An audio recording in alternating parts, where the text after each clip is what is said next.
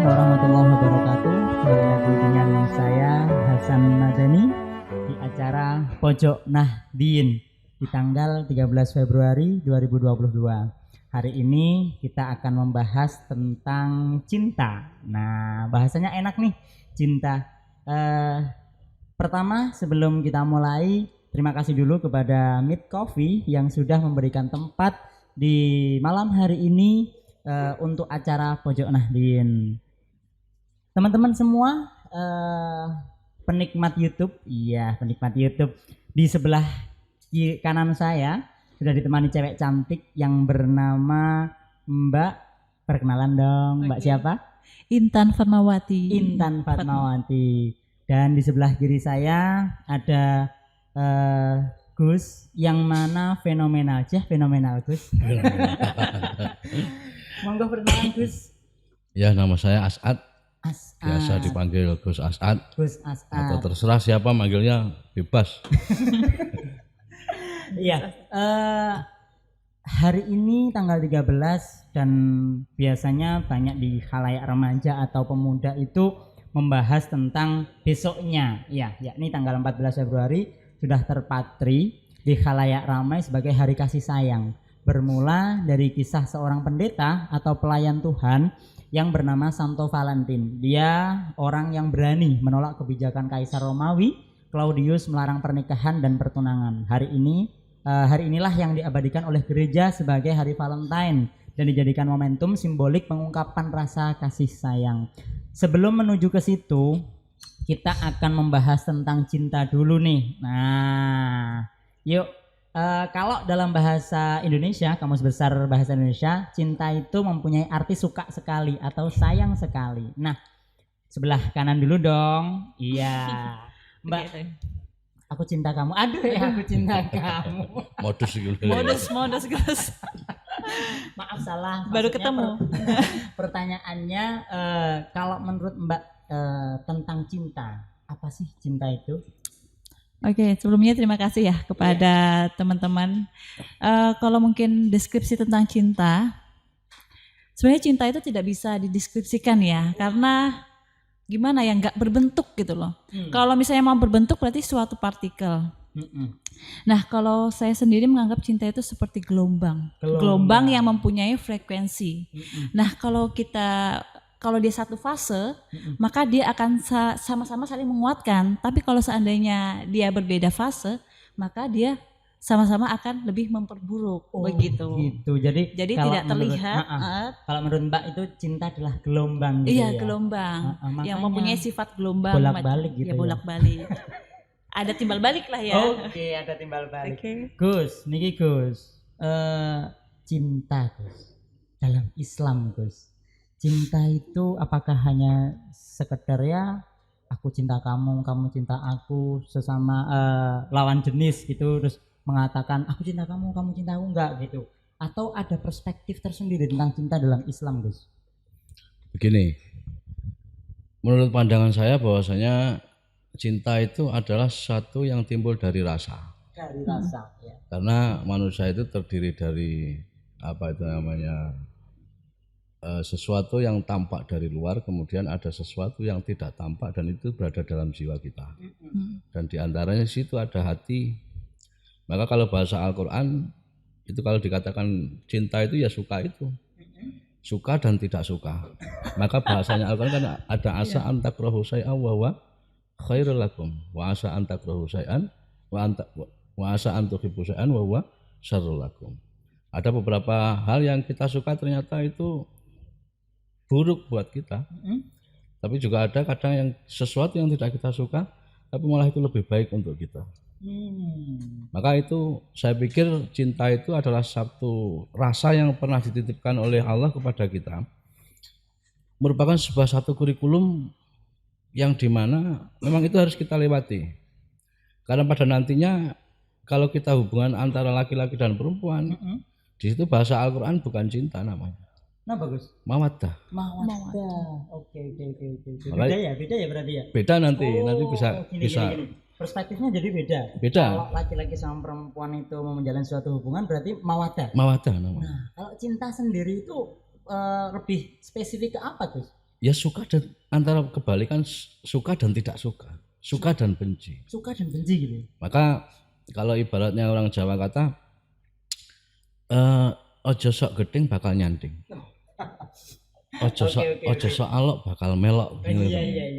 Maka kadang sesuatu yang kita benci ternyata itu Malah pada akhirnya nanti berada pada diri orang yang berada di samping kita. Wih, nah. Itu bahaya nanti kalau Iya. bagi yang orang yang kawin untuk memelihara suka dan tidak suka itu harus pandai-pandai. Oke. Nah, ada ungkapan cinta itu datangnya dari mata, turun ke hati, love at the first sight. Setuju nggak sih Mbak Intan dengan statement seperti itu? Bisa diartikan juga kalau statement itu berarti hanya memandang fisik aja gitu. Setuju nggak kalau cinta itu dari mata turun ke hati, dari matamu? Oke. Kalau saya itu sebenarnya sangat tidak sepakat terkait hal itu. Karena kalau seperti yang Masnya bilang tadi, berarti kan itu memandang fisik. Sementara cinta itu tadi bisa dideskripsikan oleh Gus tadi bahwasanya kita tidak hanya memandang fisik, tapi keseluruhannya. Bagaimana kita menerima seseorang, ya kan?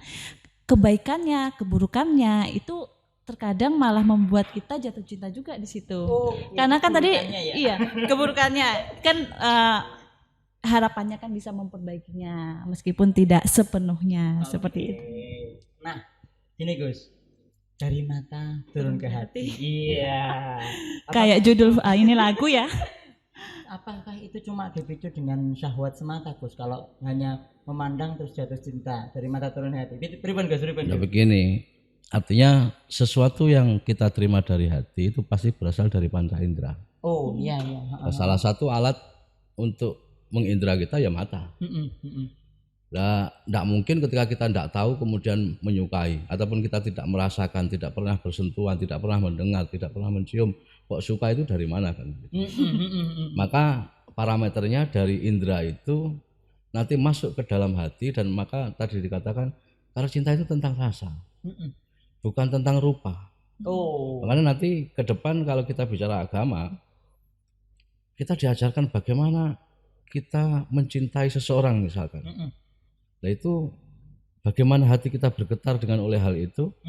Nah seharusnya nanti di kemudian hari semakin dewasa orang beragama, nanti ketika kamu sama Allah juga begitu loh. Oh iya. Maksudnya ke situ ya. Maksudnya ke situ. Maksudnya ke situ. Jadi kayak kalau tadi dikatakan hanya mendengar namanya, kalau sudah cinta ya Gus ya. Mendengar namanya aja wes ndredeg. Loh, saya itu juga gitu loh Gus. Mendengar namanya ndredeg, tak kira cinta, ternyata luwe. Udah saya khawatir malah sampai sekarang belum bisa move on itu lah. Nah, selesai.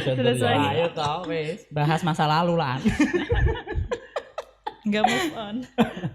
Gini, mengenai perjodohan. Nah, di kalangan pondok pesantren masih banyak yang menerapkan perjodohan untuk putra-putri sang kiai Gus ya. Bagaimana pandangan menurut jenengan tentang perjodohan itu sendiri? Oke lah, kita diterapkan di lingkup pondok pesantren.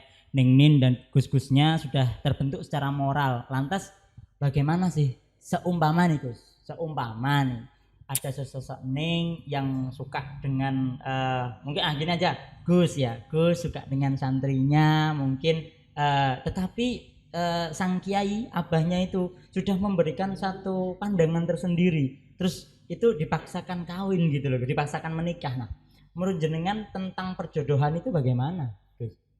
Ya ini sifatnya kasuistik ya. Kasuistik, oke. Kasuistik, tidak semua bisa di apa itu namanya? Kebiahuyan. Oke. Karena dan banyak saya sendiri dulu juga termasuk korban itu karena sebelumnya bukan apa itu namanya, belum kenal dulu sama istri, belum kenal. Tapi yang tidak kalah penting daripada itu adalah bagaimana komitmennya. Komitmen, oke. Karena sebelumnya itu saya juga pernah apa itu namanya mau dijodohkan dengan seorang Ning yang dari Jombang pada waktu itu. Kemudian saya bilang saya tak matur kiai saya dulu biar diistikharoi. Sampai seperti itu. Seperti itu. Kemudian Ningnya itu malah mengatakan begini. Saya dulu dengan mantan kebetulan itu janda. Dengan mantan itu oleh kiai-kiai se-Jombang itu sudah diistikharoi. Tapi ternyata cerai. Itu berarti kan bukan hanya tentang istikharah, bukan hanya tentang pilihan yang Iya. kita dasari akal pikiran kita, tapi bagaimana tentang komitmen berdua. Itu nanti kan, maka bahasanya Al-Quran kan mitsaqan ghalidz. Misakon itu. Iya. Perjanjian besar ini. Ketika sudah angkah tuka wa zawajtuka itu kan ini perjanjian besar. Janji kita bukan hanya pada seorang wanita, tapi janji kita kepada Allah. Iya. Nah, Mbak, gimana nih Mbak jenengan tentang perjodohan atau mungkin dijodohkan lah. Kalau kasus sendiri seumpama nih, ini seumpama andai-andai nih Mbak sama orang tua, Kilenduk tak kasih pilihan seorang cowok, tak kasih pilihan seorang cowok gimana? Nah, gitu. Seumpama gitu. Gimana tentang jenengan? Gimana Gus, diterima apa enggak? Ya. Jadi begini, kalau saya begini kalau itu. Kalau kita dipilih itu kan begini. Ketika dipilihkan, kemudian istikharah itu kalau menurut saya itu bagi orang yang bingung. Bagi orang bingung, oke. Bagi orang yang sudah mampu menentukan, misalkan kita melihat premis minornya, premis mayornya, kemudian konklusinya bagaimana, bisa enggak ketika saya itu berkomitmen dengan seseorang ini. Itu lebih penting daripada yang lainnya saya pikirkan. Ya. Kalau saya masalah perjodohan itu ya, sebenarnya tadi juga sudah disampaikan sama Gus, tapi kalau kayak secara kayak pandangan awam gitu ya, saya masih belum sepakat gitu kalau perjodohan. Soalnya kan kalau perjodohan ada ini sih kayak hanya mendengar namanya terus dijodoh, ada juga yang diperkenalkan kemudian dia beradaptasi sendiri. Oh, gitu. Nah kalau seandainya seperti itu, yang pilihan kedua mungkin saya akan lebih milih yang kedua, karena untuk masalah memutuskan jalan ke depannya itu kan ada pada diri kita sendiri. Mungkin ya orang tua bisa memberikan opsi kayak gitu pilihannya. Jadi kembali lagi kepada komitmen tadi ya. Iya, kembali lagi kepada komitmen sebenarnya. Oke. Jadi kurang setuju, cuma kalau memang sudah ada yang dikenalkan terus kita bangun komitmen baru, terus kita perkenalan dulu. Iya, kita adaptasi dulu. Mungkin bisa. Oh iya, tapi kalau langsung kayak sesuk gitu rabi itu masih aduh kecepatan. Liwen Gus. Besok rabi selesai Gus. Itu moderatornya yang seperti itu. Aduh, terus aku kena lagi. Iya teki. Nah, nih masuk nih besok tanggal 14. Besok tanggal 14 pro kontra dari hari Valentine. Ke Mbak Dul aja lah. Kan yang masih muda gitu. Iya. Yang merayakan Valentine. Pernah nggak sih merayakan Valentine atau ikut merayakan, atau cuma mungkin pernah dikirimi coklat gitu sama kan gitu. Dalam tanda kutip simbolisnya kan coklat gitu. Pernah nggak? Kalau saya merayakan Valentine enggak, karena menganggap Valentine itu ya hari biasa gitu. Hari biasa. Tapi kalau seandainya kayak para sahabat gitu kan memanfaatkan momen itu sebagai kayak menjalin silaturahmi lagi gitu kan dengan cara memberikan coklat, itu tidak masalah. Kalau membangun hal-hal yang positif, cuman kalau kayak misalnya ada yang isu-isu tentang negatif tentang hari Valentine, itu mungkin saya tidak sepakat. Iya, tapi mau tanya, pernah dikasih coklat nggak waktu hari Valentine? Sama sahabat, pernah. Sama sahabat. Enggak sahabat itu. Karena gini, kita ini ya karena coklat kan memang enak ya. Jadi ya udah dikonsumsi ini. Jadi enggak bukan berarti ngasih coklat di hari Valentine kayak gitu, tapi ya bisa dikonsumsi kapan aja. Oh iya, nonton loh Gus. Gus saya gimana nih? Pernah dikasih. Menurut dikasih Gus, kalau generasi muda Islam itu ikut-ikutan merayakan Valentine itu bisa dikatakan tasyabuh dengan adatnya orang non Muslim, atau bagaimana sih pandangan jenengan tentang per hari ini? Banyak teman-teman kaum muda milenial, khususnya malah di kaum teman-teman muda Nahdliyin juga ada yang merayakan itu dengan hebohnya, selamat Valentine ya, ngasih coklat gitu. Ribet Gus.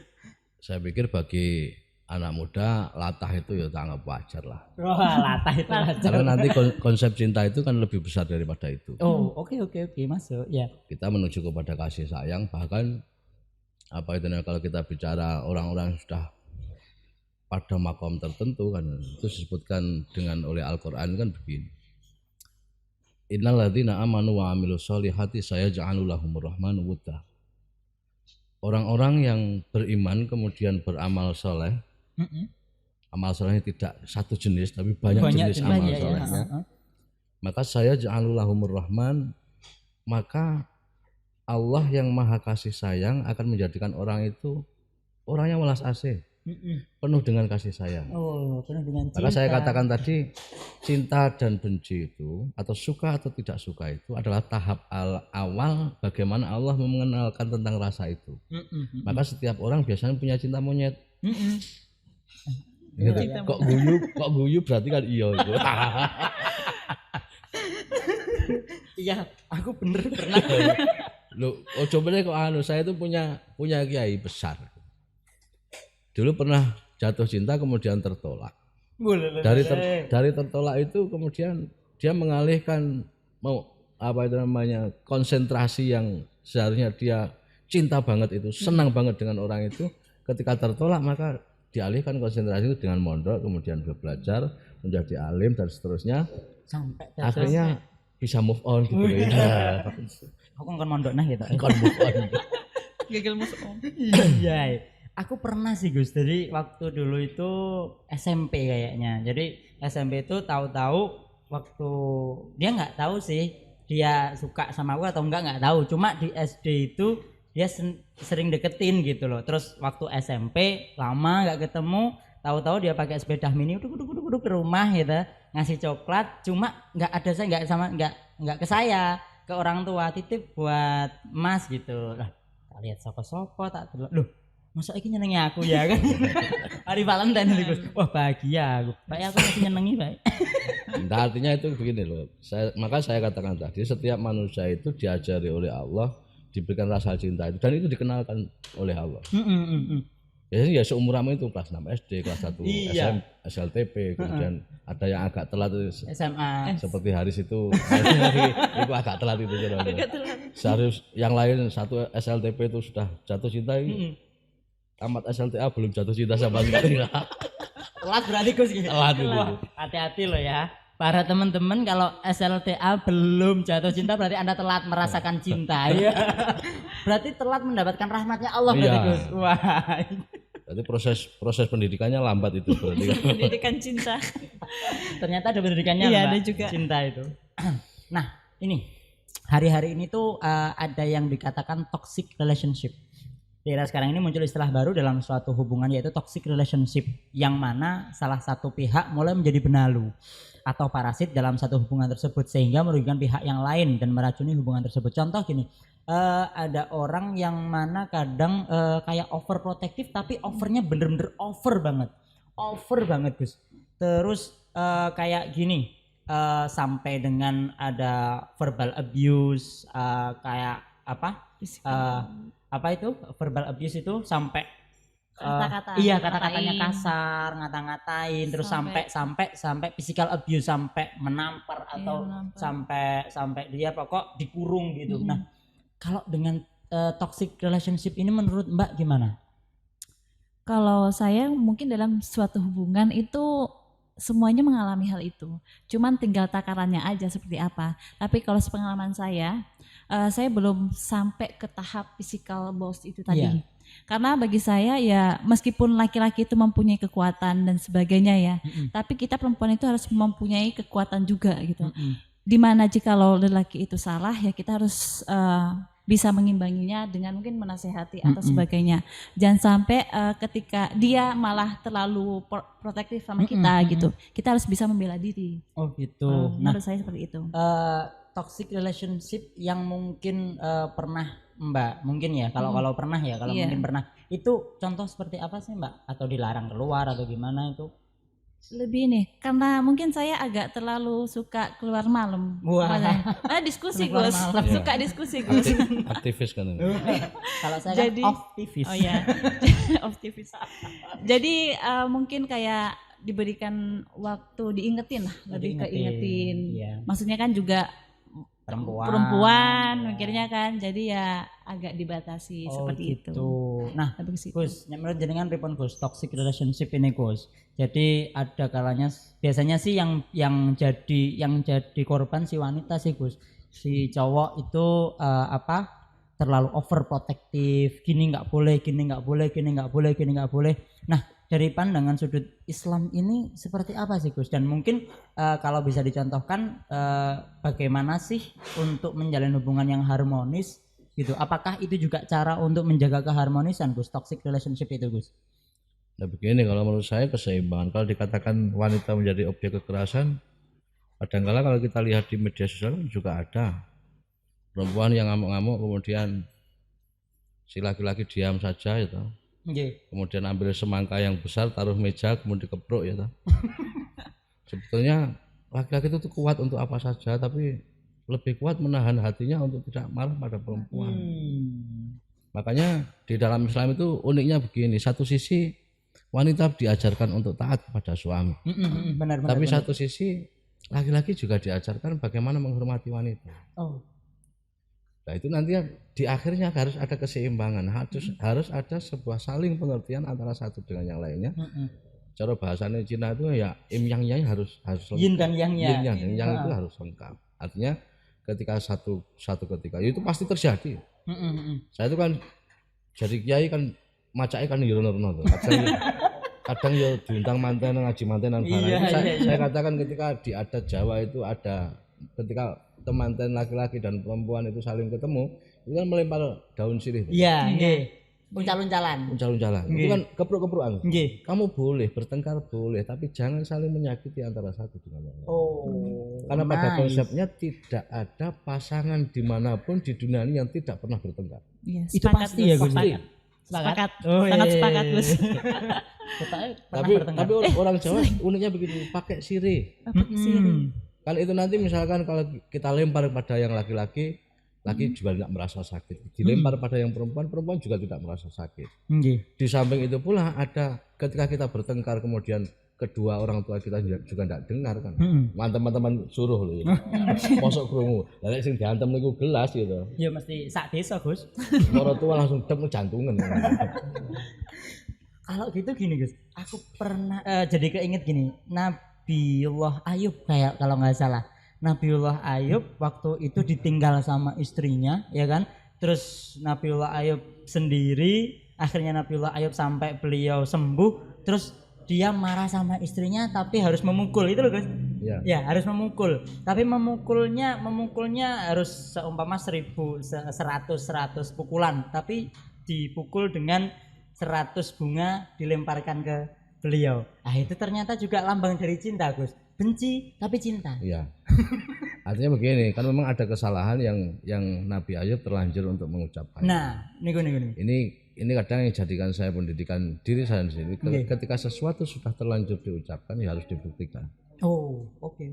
Maka Nabi Ayub ketika itu istrinya namanya Rahmah ya. Rahmah. Ibu Rahmah itu menjual rambutnya untuk biaya makan Nabi Ayub itu kan terus kemudian dimarahi. Nanti kalau saya sudah sembuh, saya akan campur 80 atau 100 kali. Berapa?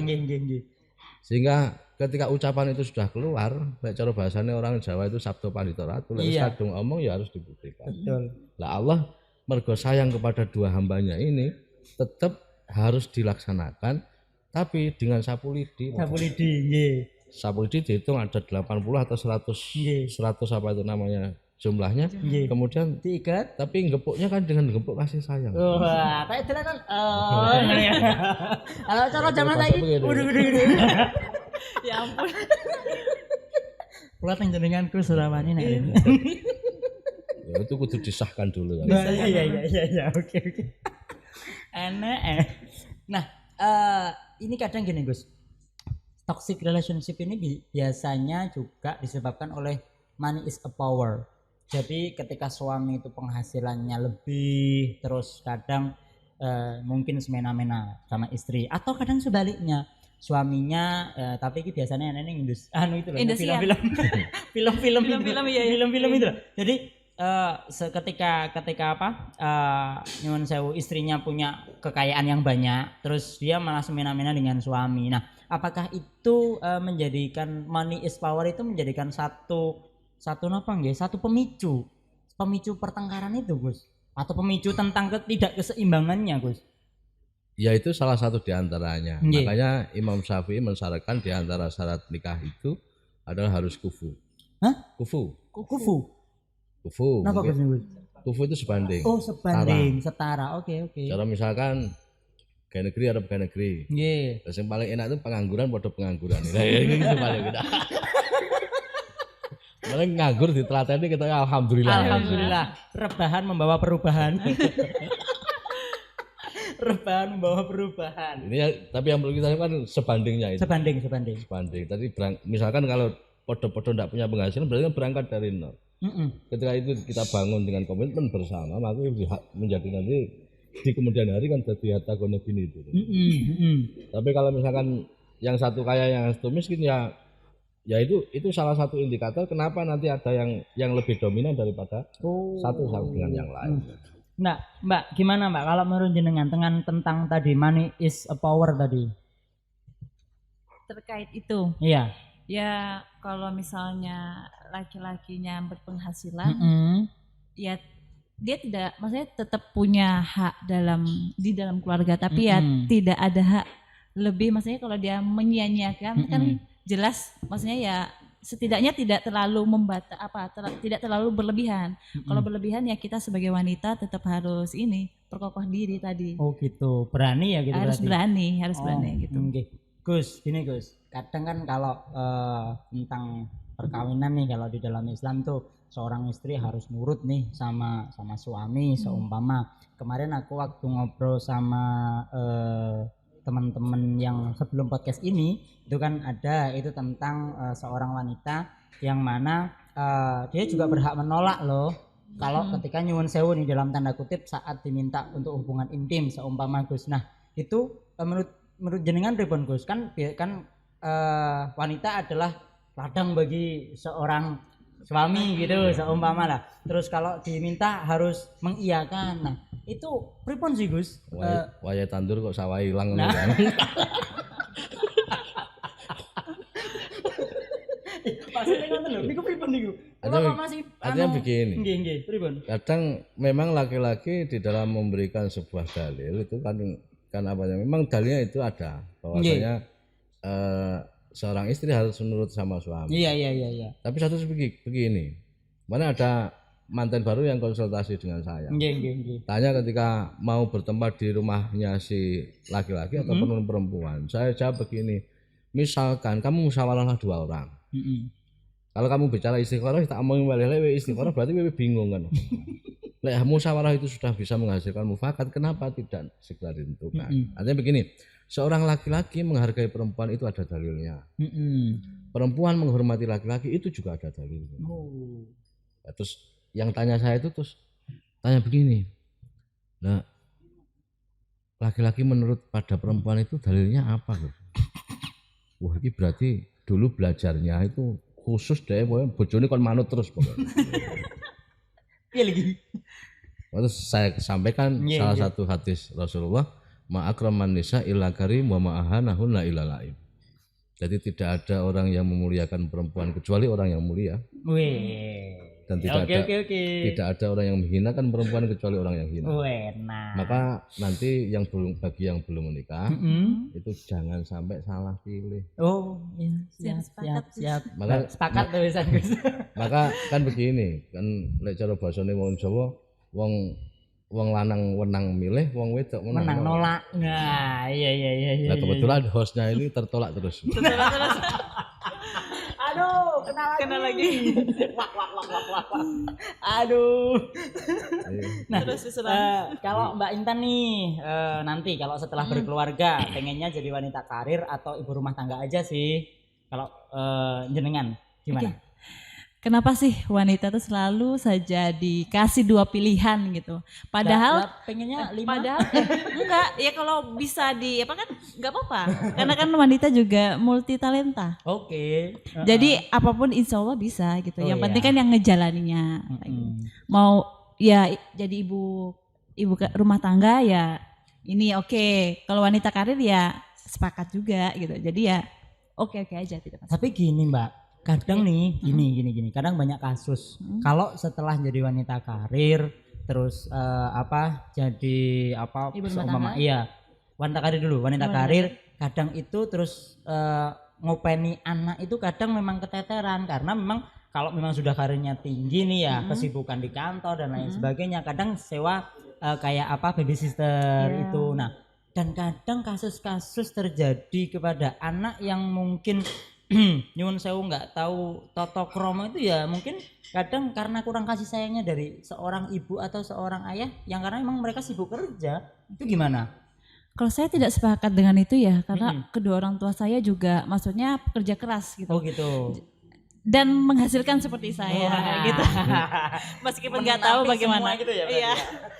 Kan itu kembali lagi kepada kedua orang tuanya, bagaimana bisa menyusun, memanage waktu antara kerja dengan mengurus Iya. rumah tangga. Tapi kalau untuk memilih wanita karir atau ibu rumah tangga? Saya tidak akan memilih, saya tetap pilih keduanya gitu. Gus, jenengan enak wanita karir atau ibu rumah tangga, Gus? Ayo. Enak semuanya. Wadah berarti. Artinya begini, Ribbon Gus. kita itu tidak boleh menjustifikasi sesuatu dengan disamakan, tidak boleh. Oh iya. Tapi intinya begini, Islam memberikan peringatan kepada kita bagaimana untuk menjaga dzurriyyahnya itu dengan baik. Maka kemarin ada yang sempat konsultasi kepada saya tentang kenapa anak perempuan saya sekolahkan tinggi-tinggi nanti ujung-ujungnya juga Tidak wong liya. apa? Jadi Ngurusi rumah tangga. Ya, ngurusi ning rumah ngene tangga. dapur gitu. Terus saya katakan begini, kalau anakmu itu pintar, maka dia pandai untuk mendidik anaknya, dan anaknya itu adalah cucumu. Karena kasus-kasus yang terbesar karena mungkin ada beberapa faktor lah, mungkin karena kesiapan ekonomi tidak siap, kemudian pendidikannya kurang. Ini seorang ibu mengatakan kepada anak, "Ramen tak kaplok cangkemmu." Dan itu maka kasaran namun anak ini mendapatkan kosakata yang begitu buruk bukan dari orang lain tapi dari ibunya sendiri. Karena ibunya kurang berpendidikan mungkin, bisa jadi. Faktornya banyak, Iya, faktornya ini banyak. salah satu di antaranya itu. Maka pendidikan itu menjadi penting bagi siapapun. Maka di awal-awal kemerdekaan, Nahdlatul Ulama sangat konten sekali untuk bagaimana wanita bisa bersekolah. Oke, ya. Dan itu Mbah Bisri Samsudin bahwa Hasbullah membuka peluang itu selebar-lebarnya. Iya. Bener ya. Kulo nggih atas pernah denger bahwasanya nek kowe golek bojo nek iso sing luwih pinter teko awakmu, karena besok kuwi sing didik anakmu nek awakmu kerja ya bojomu kuwi lah. Ya. Itu memang bener gitu. Artinya begini, ya itu tadi bahwasanya kalau memang yang di rumah itu ada cara bal-balannya, ada backnya yang luar biasa itu, maka tidak akan pernah kemasukan gol kan. Nggih, bener. Hanya ritme dan irama untuk mendidik anak itu sangat penting. Oke. Makanya kalau saya pikir paling tidak seorang perempuan harus dibekali minimal psikologi pendidikan anak. Siap. Itu sangat penting bagi saya karena nanti kosakata yang keluar dari mulutnya orang tua, ibu khususnya, itu langsung terekam langsung oleh anaknya. Iya. Walaupun itu tidak menjadi jaminan karena di dalam konsep pendidikan ada 3 konsep dan itu bisa mentah kalau memang Allah menginginkan yang lain. Beda cerita. Nggih. Nah, ini kalau kita tadi sudah berbicara tentang cinta, terus tentang wanita, juga tentang bagaimana sikap laki-laki, harusnya juga wanita bagaimana. Nah, sekarang konsep tentang sakinah, mawaddah, warahmah. Nah, Gus, saya ingin tahu nih Gus, dan juga semua teman-teman di penikmat YouTube nih ya Gus ya. Konsep sakinah, mawaddah, warahmah itu bagaimana Gus? Yang mungkin yang relevan atau yang simple, yang enak, yang bisa dijalani biar suatu pasangan itu benar-benar sakinah, mawaddah, warahmah. Gitu. Sakinah itu artinya kan tenang. Iya, tenang, oke. Saya jamin orang-orang yang tidak punya pasangan itu kon tenang tidak bisa. Terus ngono. Aku pernah terus ini. Makanya rabio ya. Amin ya Allah. Kemudian itu sakinah. Iya, oke, sakinah. Artinya ketika misalkan ini tidak khusus pada sampean, artinya ketika misalkan sudah cukup umur, kapan nikah, itu nggak enak nih telinga, nggak tenang gitu. Jadi tidak tenang. Aduh. Maka pernikahan itu adalah sebuah kodrat yang memang harus dilakukan oleh semua manusia. Oke. Jikalau orang itu punya pasangan menjadi tenang, walaupun mungkin di dalam terlihat carut marut di awalnya. Tapi pada nantinya, maka saya katakan tadi, cinta itu menjadi tidak ada. Suka dan tidak suka itu tidak ada. Yang ada adalah mawaddah. Mawaddah itu adalah di atas itu. Rasa ngesakne dan lain sebagainya. Empati itu muncul. Makanya ketika nanti cantik, kemudian smart dan seterusnya itu menjadi hilang setelah 3 bulan pernikahan. Kalau misalkan kasaran ngomong, misalkan yang kita punya pasangan istri yang cantik, perfect, pintar dan seterusnya, kemudian omongannya angel itu kan menjadi hilang tuh. Iya. Karena tadi di awal bahwasanya cinta suka atau tidak suka, kalau bahasa nanti kalau dalam bahasa Arab kan jadi ada tingkatan-tingkatan itu ya. Kalau suka dan tidak suka itu adalah sesuatu hal tentang rasa, dan rasa itu bukan hanya tentang fisik tapi kenyamanan. Oke. Maka dibangunlah di dalam agama kenyamanan itu sehingga rahmat Allah turun. Kenapa ada mawaddah warahmah? Ada sebuah kasus begini.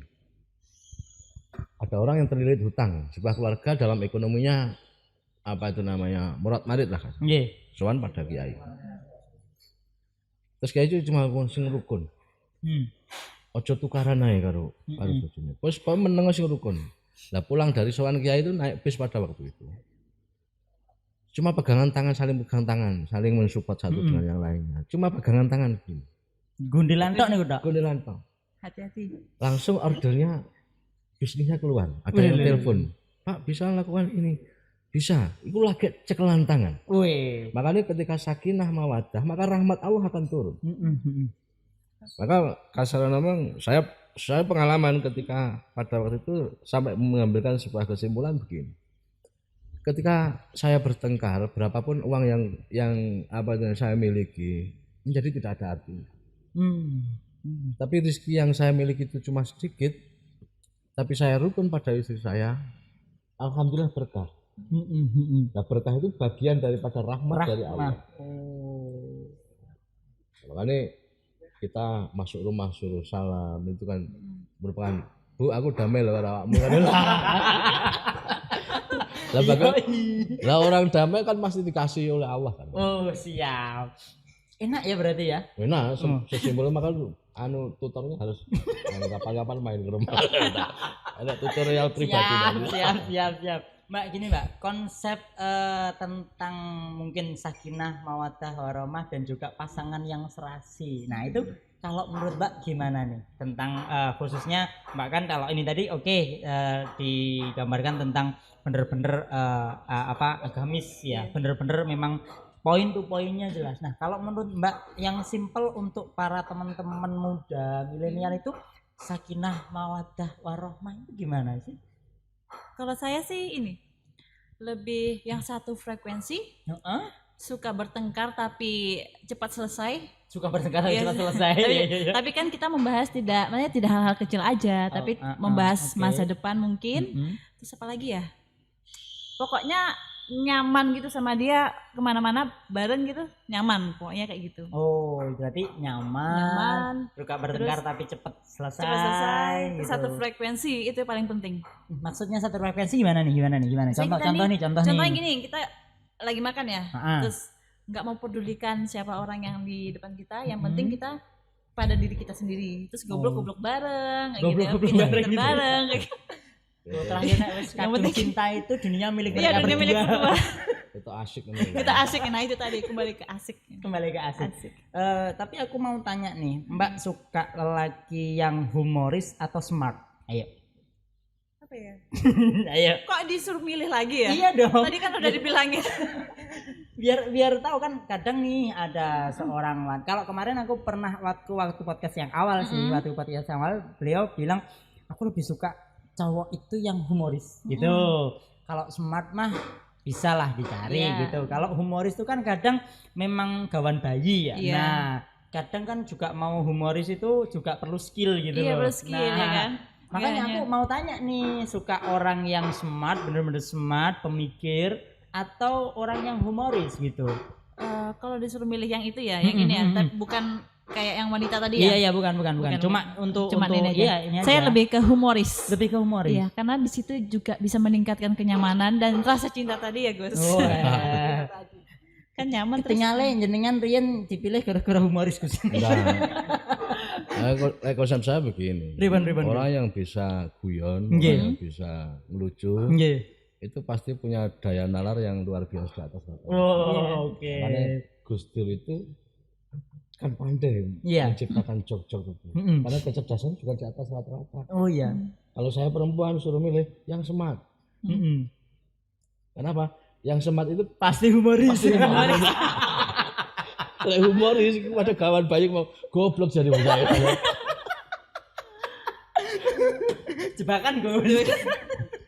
Oke. Nah, pasangan idola nih, Mbak jenengan kalau lihat pasangan yang paling idola menurut Mbak siapa nih kayaknya yang mungkin bisa dijadikan panutan nih pasangan idola siapa Mbak kayaknya?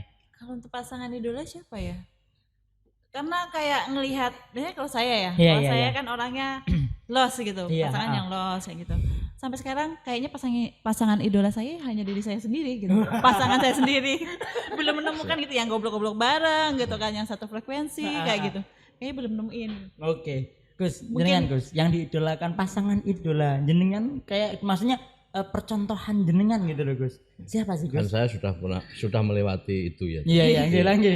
Sudah tidak ada pengertian, tidak ada takrif, tidak ada apapun. Artinya begini. Karena sebetulnya konsep bersuami ataupun beristri itu adalah salah satu ketika saya katakan ini mistakon itu. Ini perjanjian besar. Maka tanggung jawab kita tidak hanya kepada manusia, tapi tanggung jawab kita kepada Allah. Benar. Artinya tidak ada pasangan yang ideal. Makanya saya katakan tadi tidak ada pasangan suami istri yang tidak pernah bertengkar. Iya. Tapi bagaimana mengelola pertengkaran itu menjadi indah, itu mau indah. Kasih sayang. Ndang mari. Kasar memang di dalam hati juga diterangkan. Malaikat itu nggumun sekali karo jeneng menungso. Riban gumune. Esuk tukaran. Heeh. Sampai koyo arep pegatan. Heeh. Bengi wis awarneh gitu. Iya. Malaikat iki piye to? Sampai gumun ngoten iki Gus Iya. malaikat iki. Arah yang menungso mbok. Nah, ada satu belakangan ini yang viral Gus. Ini mungkin yang terakhir nih ya. Ada suatu yang viral tentang satu ceramah dari salah satu ustazah yang mengatakan bahwasanya kalau suami mukul istri itu aib, jangan diumbar. Nah, jadi kalau bisa ditutupi, si istri itu menutupi, jangan sampai membeberkan kalau dia dibentak, kalau dia dimarahin, kalau dia seumpama dipukul. Nah, gimana Gus tentang seperti itu? Istri harus menjaga, istri harus menjaga suaminya, tapi kalau sampai ada pemukulan atau sampai ada kata-kata kasar, itu apakah benar memang harus aib itu harus dijaga sampai nggak boleh sampai keluar Gus? Ini berapa Gus? Jika itu menurut saya itu, Nggih. jika itu masih bisa ditolerir, karena pikir saya itu punya konsep begini. Jangan pernah kamu katakan deritamu pada kedua orang tuamu, baik dari sisi laki-laki maupun sisi perempuan. Iya. Sehingga nanti kedua orang itu tidak hanya mendoakanmu untuk bahagia, tapi meyakini bahwasanya kamu sudah bahagia. Oh. Wah. Oke. Apa itu, Asik, gitu? asik. Artinya begini, memang dalam agama ada hal seperti itu.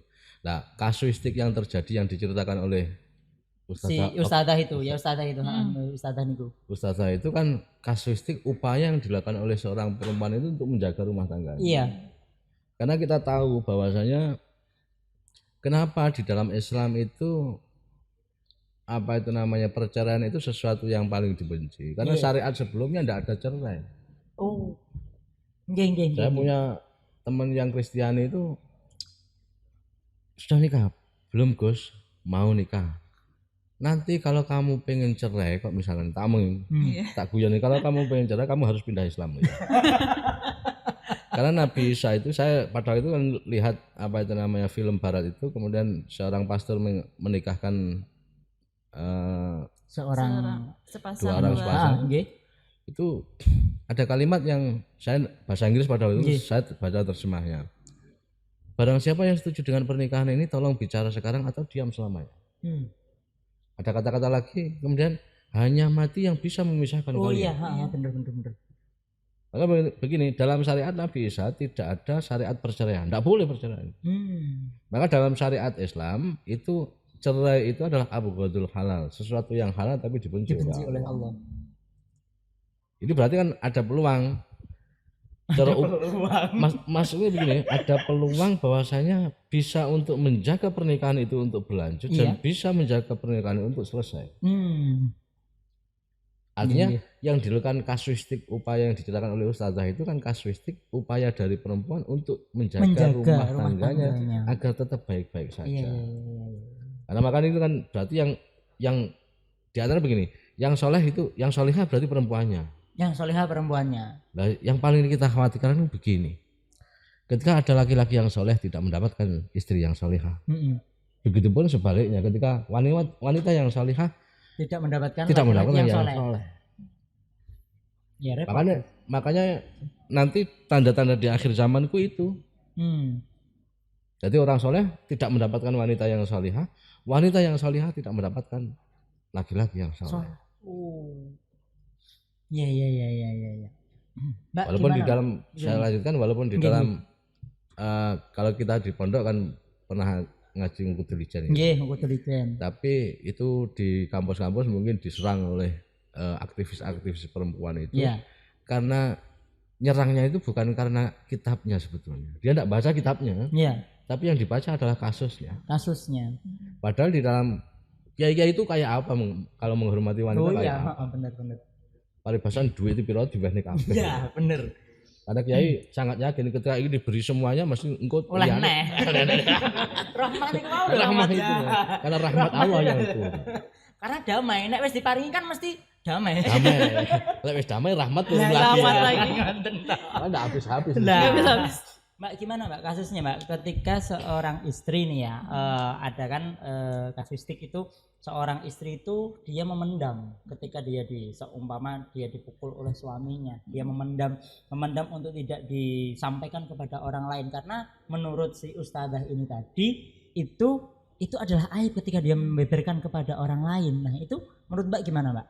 Oke, jadi kan yang kasus yang disampaikan itu kan baru sekali ya. Iya. Sekali. Jadi kita kan nggak tahu ke belakang-belakangnya. Kalau hanya berbicara baru sekali, kita kan masih lihat dulu latar belakang kenapa dia seperti itu kan. Sampai dipukul itu kan kita nggak tahu. Entah si cewek ini yang istrinya yang salah, makanya si laki-lakinya tidak bisa menahan diri, atau bagaimana. Gitu. Tapi kalau sikap yang dilakukan seperti si istri, kalau hanya seperti itu ya, saya rasa wajar karena dia kan menjaga keutuhan. Balik lagi. Tapi kalau seandainya itu terjadi berulang-ulang kali dan itu menyakiti seorang istrinya, ya mungkin ya jangan ditutupi lah. Kita harus sebagai perempuan harus menyuarakan suara kita sebagai perempuan. Iya, jadi bisa lapor gitu ya. Bisa lapor. Jadi kembali lagi ya. Jadi kasus kenapa dia seperti itu harus diselidiki dulu gitu. Kan tidak jelas kan? Belum jelas. Cuma ya memang beliau bilang kalau bahwasanya marah. Iya, kalau marah lakinya marah berarti sang istri harus menutupi walaupun dia apa-apain gitu. Iya, enggak harus menutupi. Kita lihat dulu kembali lagi faktornya. Saya garis bawahi yang salah katanya mengatakan ini aib itu. Kalau ini dikatakan bagian daripada upaya ini untuk melangsungkan merawat pernikahannya, itu kayaknya enggak seviral ini. Kosakata. Iya, kesalahan kosakata ini mungkin. Kesalahan kosakata. Nah, ini Gus.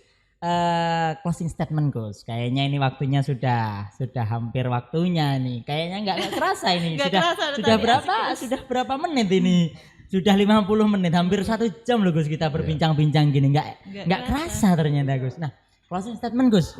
Gus dulu. Dari tentang asmara, relationship khusus untuk para kaum muda milenial dan juga teman-teman Nahdiyin yang muda-muda yang remaja tentang cinta, asmara dan berhubungan. Nah, ini monggo closing statementnya. Wejangan untuk teman-teman. Kalau saya begini ya, jadi ada beberapa kasus orang yang menikah itu karena cinta. Tapi ternyata nantinya pisah juga karena benci. Karena saya sering katakan antara cinta dan benci itu berada dalam satu wadah. Oke. Dan dia bisa tumbuh silih berganti. Mm-mm. Maka oleh karena itu saya sangat senang sekali dengan konsepnya agama, saya pikir. Iya. Karena begini, nanti kalau kita bicara di level yang lebih atas, karena suka atau tidak suka itu sebetulnya kan untuk meraih sebuah kebahagiaan. Oh ya. Nah, padahal kebahagiaan itu kan tidak bisa dicari, melainkan kebahagiaan itu diciptakan.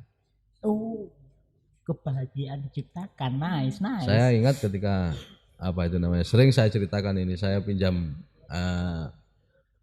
dialog framing pada melihat film Mahabharata itu, saya sering ceritakan di mana-mana.